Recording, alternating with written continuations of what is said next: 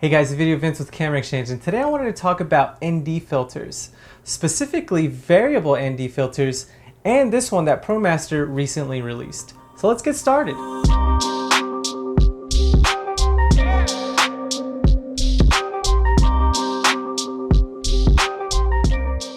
Alright, so why would you want to use an ND filter?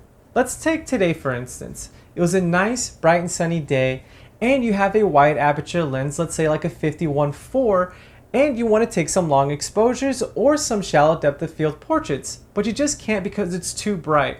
That's where these guys come in. Think of the ND filter as sunglasses for your lenses. They give you the ability to shoot wide open, but still giving you the correct exposure. Okay, so where do variable ND filters come in? So let's talk about what they are first. They are two pieces of glass sandwiched together, and when you twist them, you get different shades of darkness. This one in particular has a variable ND of 1.3 to 8 stops of neutral density, which is pretty versatile. As opposed to just having a single ND and switching them out, this is a good thing to have in your bag when you're shooting out on location. Now, where would you use a variable ND filter?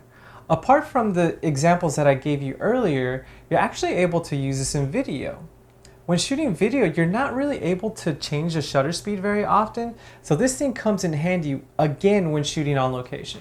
If you take a look at the example here, I'm shooting at 1/60th of a second, my frames is 24 frames per second, and my ISO is as low as it can go, and it's still too bright. But if I throw the ND filter on, I can get my exposure just right.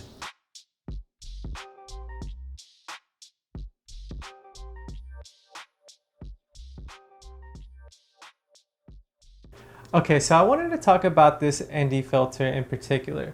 This is ProMaster's HGX Prime Variable ND filter, and there are a couple more features on this one than there are on the previous models. So for instance, you do get markings on the lenses themselves. That way you know exactly where you're at on this filter.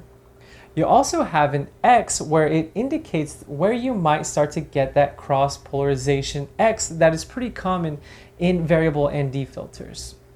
Another thing that I really liked was that when using the ND filter, it definitely felt a lot more smoother to twist the lenses together. And the last thing that I like is that it does have a control knob. Whenever I have my eye to the eye cup, I'm able to find this pretty easily and just switch through those NDs with ease, and I really do like that a lot. I also wanted to mention that this variable ND filter does have the second version of the Repellomax coatings. So with that, you are getting dust, dirt, oil, moisture, and fingerprint resistant, which is super awesome to have since there are some times where I accidentally throw a thumb on these lenses, so having that extra barrier of protection is always nice. So that's going to wrap it up for this short video. Again, I just wanted to talk on these variable NDs since I have been using them for work and personal and been loving them so much. If you guys are interested, I'll go ahead and leave a link in the description down below. If you like this video, go ahead and give us a thumbs up. If you have any questions or comments about the variable ND or ND filters in general, drop them in the comment section down below. I'll be happy to answer any of those questions for you. And if you haven't already, subscribe to the channel. We'll check you guys out next time.